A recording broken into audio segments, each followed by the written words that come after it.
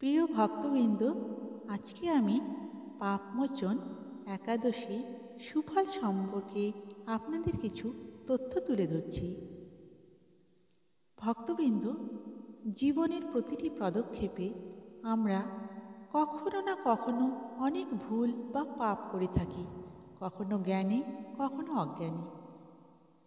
এই পাপের স্পর্শ আমাদের জীবনকে ভারাক্রান্ত করে তোলে। কিন্তু কিভাবে মুক্তি পাব এই পাপের বোঝা থেকে? হিন্দু শাস্ত্র মতে এর সমাধান আছে, তা হল পাপমোচন একাদশী। আজ আমরা জানব কিভাবে এই পবিত্র একাদশী আমাদের জীবন থেকে পাপের অন্ধকারকে সরিয়ে দিতে পারে। এই একাদশীর মাহাত্ম্য এতটাই শক্তিশালী যে এটি একসময় শিবভক্ত চিত্ররথ মুনিকে তার কঠিন অভিশাপ থেকে মুক্তি দিয়েছিল। কেবল এই উপবাস পালন করলে কি পাপমুক্ত হওয়া সম্ভব? আজকের ভিডিওতে আমি আপনাদের বিস্তারিতভাবে তাই জানাচ্ছি।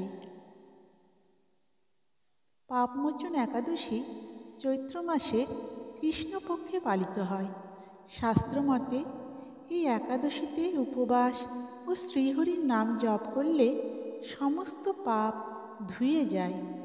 ব্রহ্মবৈবর্ত পুরাণে বলা হয়েছে, এই ব্রত পালন করলে মনুষ্য জীবনে ঘটে যাওয়া সকল পাপ দূর হয় এবং বৈকুণ্ঠ প্রাপ্তি ঘটে।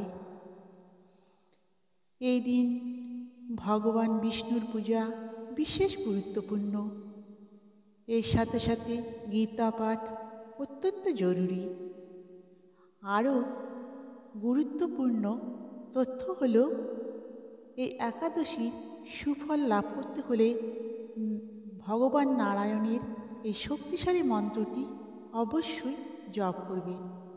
এই মন্ত্রটি হল ওম নারায়ণায় বিদ্মহে বাসুদেবায় ধীমহি তন্ন বিষ্ণু প্রচোদয়াৎ।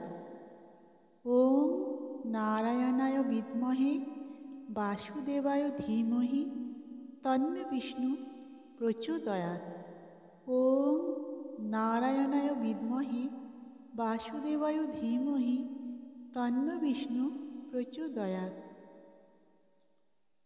তাহলে আর দেরি কেন? চলুন এই পবিত্র দিনটিতে একাদশীর ব্রত পালন করি, ভগবান বিষ্ণুর চরণে আত্মসমর্পণ করি।